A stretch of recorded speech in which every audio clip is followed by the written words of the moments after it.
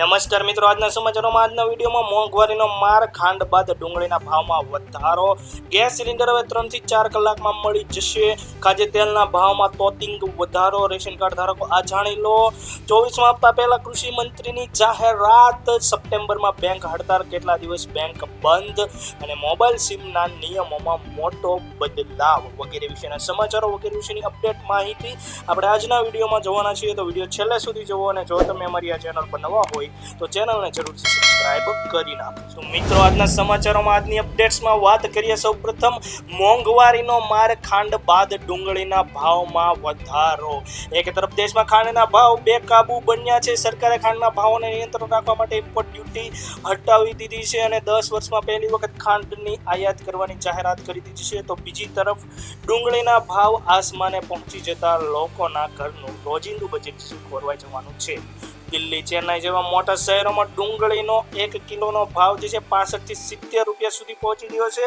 એક વર્ષ પહેલા ડુંગળીનો 1 કિલોનો ભાવ જે છે 33 રૂપિયા હતો. છેલ્લા થોડા મહિનામાં ડુંગળી જે 45% મોંઘી થઈ અને એક વર્ષમાં જે છે 59% સુધીનો જે છે વધારો જોવા મળ્યો છે. છેલ્લા 1-2 સપ્તાહમાં જ ડુંગળીના ભાવ 15 થી 20 રૂપિયાનો વધારો થઈ ચૂક્યો છે. ભારે વરસાદના કારણે જે ડુંગળીની ખેતી અત્યારે થઈ રહી છે તેના ઊભા પાકને નુકસાન પહોંચ્યું છે. ખેડૂતો પાસે જે જૂનો સ્ટોક પડ્યો છે એ સતત જે ભેજથી સડવા લાગ્યો છે. સરકારની ગણતરીમાં, ઉત્પાદનમાં, આંકડામાં ભલે એ સ્ટોક ગણાતો હોય, પરંતુ જો એ સડી જવા લાગે તો કંઈ કામ આવે નહીં. આ બધા જ કારણથી સપ્લાયમાં અસર થવા માંડી હતી અને તેના કારણે હોલસેલર વેપારીઓએ ભાવમાં વધારો શીખી દીધો છે. ત્યારબાદ મિત્રો આગળ વાત કરીએ. ગેસ સિલિન્ડર હવે 3 થી 4 કલાકમાં મળી જશે. થોડા સમય પહેલા જ એલપીજી ગેસ સિલિન્ડરને લઈને સિલિન્ડર હવે ડિલિવરી દ્વારા તાત્કાલિક અને એ પણ જે છે કનેક્શન વગર મળી જશે તેવી જાહેરાત કરવામાં આવી હતી. જેમાં એચપી દ્વારા, ખાસ કરીને જે હિન્દુસ્તાન પેટ્રોલિયમ છે, એચપી ગેસ દ્વારા જે છે નવિયા એચપી 10 કિલોનો સિલિન્ડર અને 5 કિલોનો સિલિન્ડર આપવામાં આવશે તેવી અપડેટ આપવામાં આવી હતી. જે ખાસ કરીને ઇન્સ્ટા, સ્વિગી માર્ટ છે તેના દ્વારા ડિલિવરી કરવામાં આવશે એવું જે છે જણાવવામાં આવ્યું હતું. હાલ જે છે એચપી દ્વારા આ પ્રકારની ડિલિવરી બેંગ્લોર જેવા જે છે મેગા સિટી, બેંગ્લોર હોય કે બીજા કોઈ પણ ભારતના જે મેગા સિટી છે એમાં જે છે આ પ્રકારની ડિલિવરી ઉપલબ્ધ છે એચપી દ્વારા. પરંતુ વાત કરીએ મિત્રો ગુજરાત અથવા તો સમગ્ર ભારતની, તો હાલમાં જે છે ઇન્ડિયન ગેસ દ્વારા જે છે માત્ર 3 થી 4 કલાકમાં જ 10 અને 5 કિલોનો સિલિન્ડર મળી જાય તે પ્રકારની વ્યવસ્થા શરૂ કરવામાં આવી છે. ઇન્ડિયન ગેસની ઓફિશિયલ એપ તમે જોયું હોય તો ઇન્ડિયન ઓઇલ 1 નામની જે એપ જે પ્લે સ્ટોર પર પણ ઉપલબ્ધ છે. તો એ એપમાં જે છે તમને એક્સ્ટ્રા લાઇટ નાવ નામનો ઓપ્શન જોવા મળશે. જે તમને આ નાનો સિલિન્ડર આવતો હોય છે હળવો, જે 10 કિલો અને 5 કિલોનો, એ જે એક્સ્ટ્રા લાઇટ નાવ નામનો ઓપ્શન છે ત્યાંથી તમે એ જે છે સિલિન્ડર મેળવી શકશો. જેમાં જે છે 10 કિલો અને 5 કિલો બંને ઓપ્શન જોવા મળશે. ગ્રાહકો જરૂરિયાત મુજબનો સિલિન્ડર ઓર્ડર કરી શકશે અને રિફિલ પણ કરાવી શકશે. Extra light cylinder normal cylinder કરતાં વજનમાં ખૂબ હળવો હશે. જે ઓર્ડર કરતાં જ 3 થી 4 કલાકમાં ડિલિવરી મારફત મળી જશે. ઇન્ડિયન દ્વારા સમગ્ર ભારતમાં ગેસ સિલિન્ડર માટે આ નવી વ્યવસ્થા શરૂ કરવામાં આવી છે, જેથી કોઈ પણ ગ્રાહકોના સમયે જે છે જરૂરિયાતના સમયે જે છે કોઈ પણ ગ્રાહક જે છે તાત્કાલિક ગેસ સિલિન્ડર મેળવી શકશે. તો અહીંયા તમે ફોટોની અંદર પણ જોઈ શકો છો જે ઇન્ડિયન ઓઇલ 1 નામની જે એપ છે એની અંદર તમને એક્સ્ટ્રા લાઇટ નામનો જે છે ઓપ્શન જોવા મળશે. અને અહીંયા તમે જોઈ શકો છો ન્યૂ, બરોબર છે. તો આ નવી હાલ જે છે નવી જે છે વ્યવસ્થા શરૂ કરવામાં આવી છે ઇન્ડિયન ગેસ દ્વારા. ત્યારબાદ મિત્રો સમાચારોમાં આગળ વાત કરીએ તો ખાદ્ય તેલના ભાવમાં તોતિંગ વધારો.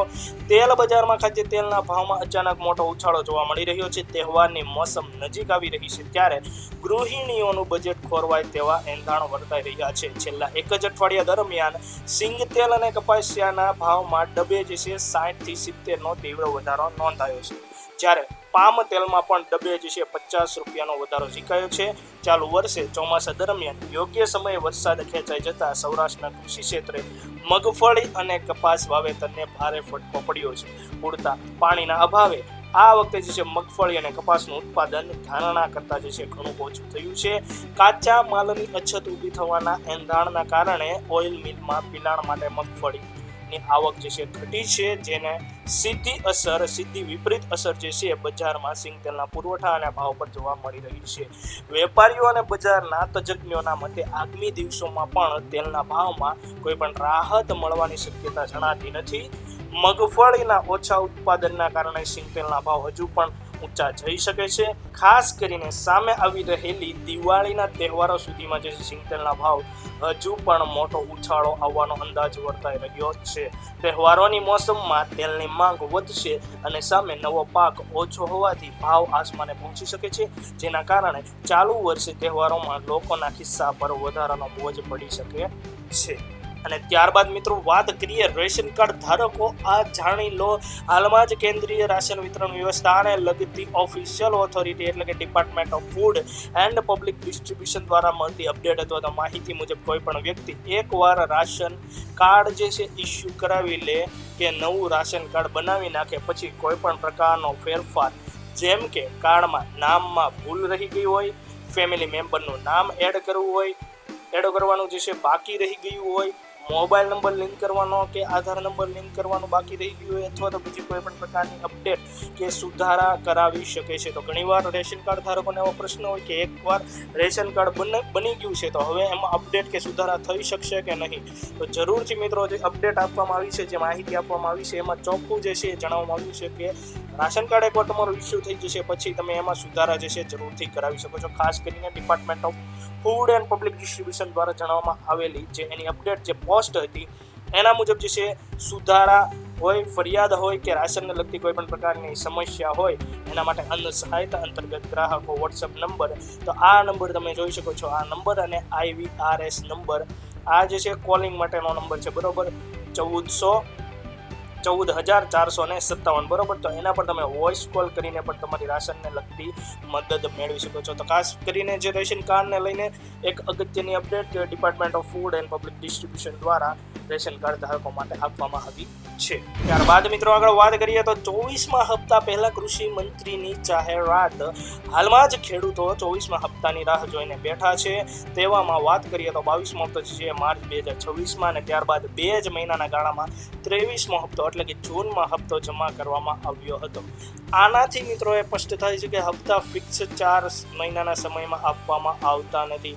તો મિત્રો પીએમ કિસાન યોજના અંતર્ગત ખાસ કરીને જે ખેડૂતો હશે એને ખ્યાલ જ છે કે હપ્તા એવું હોય છે કે દર 4 મહિને આપવામાં આવશે, એવું જે છે ખાસ કરીને કહેવામાં આવતું હોય છે, પરંતુ એવું જરૂરી નથી કે હપ્તા દર 4 મહિને જે છે આપવામાં આવે છે। ક્યારેક જે છે સરકાર દ્વારા 2 મહિને પણ આપી દેવામાં આવે છે, જેમાં મુખ્ય કારણ ક્યારેક ચૂંટણી અમુક રાજ્યમાં જે છે નજીક આવતી હોય તો તેવા સમયે જે છે અથવા તો સરકારને કાંઈ પણ જે છે એ પોતાનો પ્રચાર કરવો છે તો તેવામાં જે છે કૃષિને લઈને જે યોજનાઓ હોય છે એના માટે સરકાર જે છે જાહેરાત કરતી હોય છે, તો એના કારણે હપ્તો જે છે વહેલા રિલીઝ કરી દેવામાં આવતો હોય છે।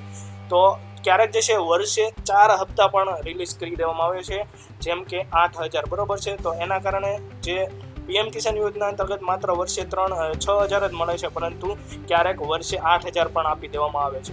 તો હાલમાં જ કેન્દ્રીય કૃષિ મંત્રી દ્વારા જે શિવરાજસિંહ ચૌહાણ છે તેના દ્વારા એક અપડેટ આપવામાં આવ્યું છે, જે હાલ ચર્ચામાં છે પીએમ કિસાન યોજના વિશે, જે હાલ જે છે સોશિયલ મીડિયામાં પણ ચર્ચામાં છે। તો એમાં મિત્રો વાત કરીએ તો તેમાં એણે જણાવ્યું છે કે ખેડૂતો ખાતર બિયારણની ખરીદી કરી શકે તેના માટે હપ્તો જલ્દી રિલીઝ કરવામાં આવશે। તો સૌથી મોટી અપડેટ કૃષિ મંત્રી શિવરાજસિંહ ચૌહાણ દ્વારા પીએમ કિસાન યોજનાના આવનાર 24મા હપ્તાને લઈને આ એક અપડેટ, એને જે ભાષણ આપ્યું હતું હાલમાં જ કૃષિ મંત્રી જે શિવરાજસિંહ ચૌહાણ છે તો એણે જે છે અપડેટ આપી છે અને સાથે સાથે ખેડૂતોને વર્ષે 6,000 રૂપિયા મળતા રહેશે।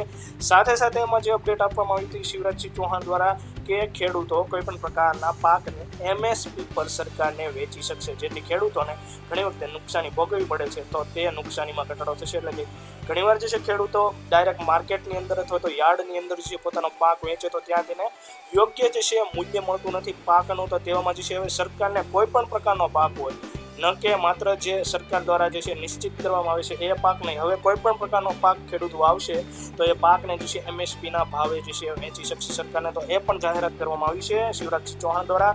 જો આવનાર 24મો હપ્તો જે છે 2 મહિનામાં જમા કરવામાં આવશે તો હપ્તો જે સપ્ટેમ્બરના અંતમાં મળી શકે છે। અગાઉ શિવરાજસિંહ ચૌહાણ દ્વારા પીએમ કિસાન યોજના વિશેની જે અપડેટ આપવામાં આવી હતી એ યોજનાનો લાભ 5 વર્ષ માટે મળતો રહેશે, એટલે કે યોજના આવનાર સમય માટે પણ શરૂ રહેશે, યોજના બંધ થવાની નથી। તો એ પણ ખેડૂતો માટે સૌથી મોટી અપડેટ કહી શકાય। ત્યારબાદ મિત્રો સમાચારોમાં આગળ વાત કરીએ તો સપ્ટેમ્બરમાં બેંક હડતાલ, કેટલા દિવસ બેંક બંધ. જો તમારે બેન્કિંગને લઈને કોઈ પણ કામ બાકી છે તો આ મહિનામાં કરાવી લેજો, કારણ કે આવતા મહિના એટલે કે સપ્ટેમ્બર મહિનામાં બેંક રજાઓ સાથે બેંક હડતાલના કારણે બેંકો બંધ રહેવાની છે. United forum of bank union દ્વારા 11 સપ્ટેમ્બરે સમગ્ર ભારતમાં બેંક હડતાલનો નિર્ણય લેવામાં આવ્યો છે. બેંક કર્મચારીઓ અને બેંક યુનિયનની મુખ્ય માંગોની મિત્રો વાત કરીએ તો સૌપ્રથમ માંગ 2 વર્ષથી અટકેલી 5 દિવસીય બેન્કિંગ સિસ્ટમ લાગુ કરવામાં આવે, એટલે કે સોમથી શુક્ર જ બેંક શરૂ રહે, જેમાં શરૂ દિવસે જે છે 40 મિનિટ કામકાજનો સમય વધારવામાં આવે. અને સરકાર દ્વારા લાગુ કરવામાં આવેલ બીજી માંગની મિત્રો વાત કરીએ તો સરકાર દ્વારા જે લાગુ કરવામાં આવેલ PLI સ્કીમને જે છે પાછી ખેંચવામાં આવે, જેમાં ઉપરી અધિકારીઓને જ લાભ મળે છે, નીચલા સ્ટાફ સાથે ભેદભાવ થાય છે. આ 2 મોટી માંગ સાથે 11 સપ્ટેમ્બરે હડતાલ જે છે એ રાખવામાં આવશે. જો આ 11 સપ્ટેમ્બરે માંગ જે છે સંતોષવામાં નહીં આવે તો બીજા ચરણમાં 28 થી 30 સપ્ટેમ્બરે 3 દિવસીય હડતાલ, અને ત્યારબાદ જો માંગ ક્યારે પણ સંતોષવામાં નહીં આવે તો ત્રીજા ચરણમાં 26 ઓક્ટોબરે અનિયમિત સમય સુધી હડતાલ કરવામાં આવશે.